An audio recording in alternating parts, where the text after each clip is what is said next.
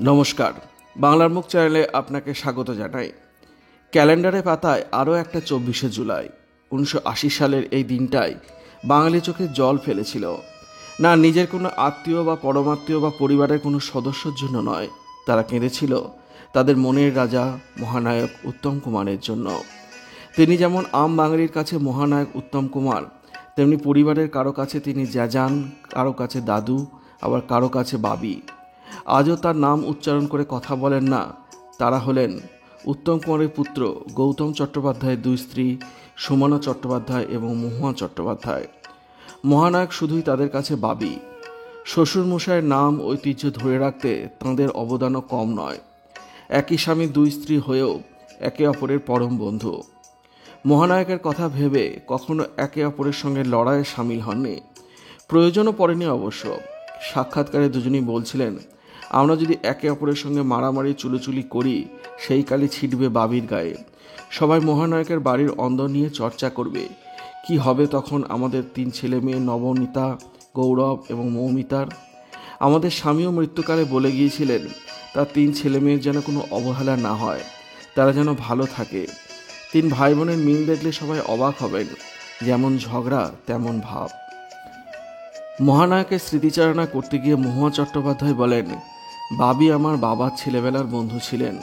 দুজনের জন্মসালও একই সালে বাবির জন্ম 3রা সেপ্টেম্বর আর আমার বাবার জন্ম 5ই সেপ্টেম্বর।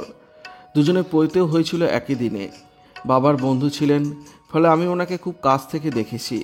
তবে আমার বিয়ের আগেই উনি মারা যান। তবে অনেক স্মৃতি ওনাকে ঘিরে। এই বাড়ির 2 মেয়ে আমার বন্ধু। একবার 3 জনে মিলে সিনেমা দেখতে গিয়ে ধরা পড়েছিলাম বাবির কাছে। আমাদের বাড়িতে গিয়ে বলেছিলেন, এই যে পালের গুদা, কখনো সিনেমা দেখার ইচ্ছে হলে আমাকে বলবে। বাবি যেসব ছবিতে ভিলেনের অভিনয় করতেন সেগুলি দেখতে দিতেন না। একটা কথাই বলতেন, এই বাড়ি খুব রক্ষণশীল, নিয়মকানুনে বাঁধা এদের জীবন।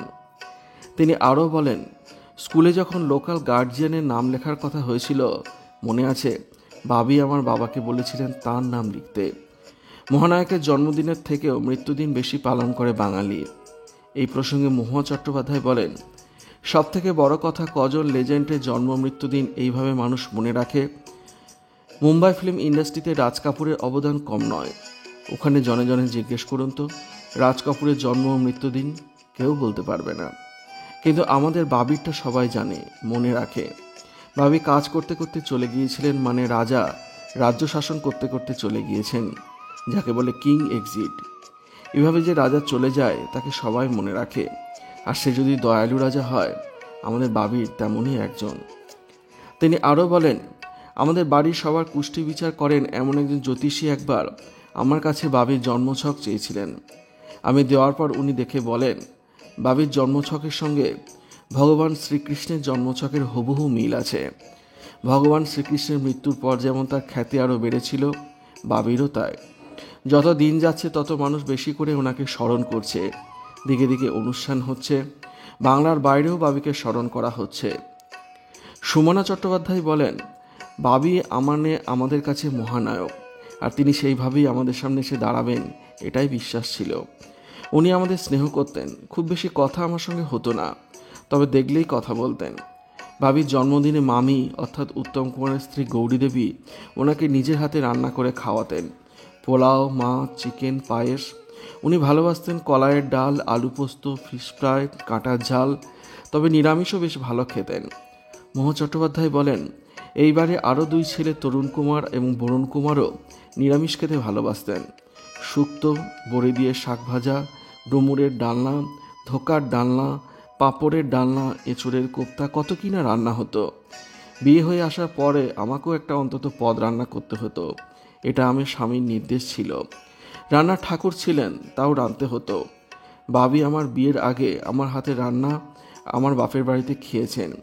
আমি এখানে আসার আগেই বাপি গত হন, তাই এখানে সে আর রান্না করে খাওয়ানো হয়নি। জানা গেল মহানায়ক কোনো ওপেনিং অনুষ্ঠানে যেতেন না, তবে ফাটাকেষ্ট কালী পুজোতে তাকে যেতে হয়েছিল। মহুয়া চট্টোপাধ্যায় বলেন, কেননা ফাটাকেষ্ট বাবিকে রীতিমতো হুমকি দিয়েছিলেন। আরেকবার সুব্রত মুখোপাধ্যায় আর প্রিয়রঞ্জন দাসমুন্সী বাবিকে একটা অনুষ্ঠানে নিয়ে গিয়েছিলেন। সেই অনুষ্ঠানটা থেকে উঠে আসা অর্থ গরিবদের দেওয়া হবে বলে। তাই বাবি রাজি হন, কথা দেন যে যাবেন। কিন্তু সেদিন তুমুল বৃষ্টি কলকাতা শহরে। যেখানে গেলেন সেখানে বৃষ্টি ছিল না, কিন্তু বাবি গেলেন জল ঠেলে, বিনা পয়সায় হাজিরা দিলেন সেই অনুষ্ঠানে। এটাই ছিল তার কথার দাম, কারোকে একবার কথা দিলে ফেরাতেন না। মহানায়ক অভিনীত ছবি বলতে দুজনের পছন্দ জানতে চাওয়া হলে তারা বলেন, নায়ক, অগ্নিশ্বর, বিকেলে ভোরের ফুল, খোকাবাবুর প্রত্যাবর্তন, বাঘবন্দি খেলা, ব্রজবুলি, অপরিচিত, জীবন জিজ্ঞাসা, নিধিরাম সর্দারের নাম। তবে দুজনের বক্তব্য, মহানায়কের সব ছবি তাদের পছন্দ। প্রশ্ন করা হয়, মহানায়ককে কখনো রাগতে দেখেছেন কিনা? মহুয়া চট্টোপাধ্যায় বলে, রাগী ছিলেন না মোটেও, তবে অন্যায় দেখলে প্রতিবাদ করতেন, অনিয়ম পছন্দ করতেন না। সেটাকে যদি কেউ রাগ বলে তাহলে রাগ। তবে নিধিরাম সর্দার ছবির শুটিংয়ের সময় মেকআপ চলাকালীন কেউ বিরক্ত করলে রেগে যেতেন, কেননা অনেক কষ্ট করে মেকআপ করেছিলেন। গরম মোম কাজে লাগিয়ে মেকআপ করা হতো, আর মেকআপ তোলাও হতো গরম মোম ঢেলে। সেই কষ্টটা বাবিকে সহ্য করতে দেখিয়েছি। কাজের প্রতি কত নিষ্ঠা থাকলে মানুষ এমনটা করতে পারেন। তিনি আরও বলেন, বাবি অনেককে রোমান্টিক নায়ক বলেন, আমি বলবো ওর মতো ভার্সেটাইল অভিনেতা বিরল। ভিলেন থেকে ভৃত্য, সব চরিত্রে বাবি ছিলেন অনবদ্য।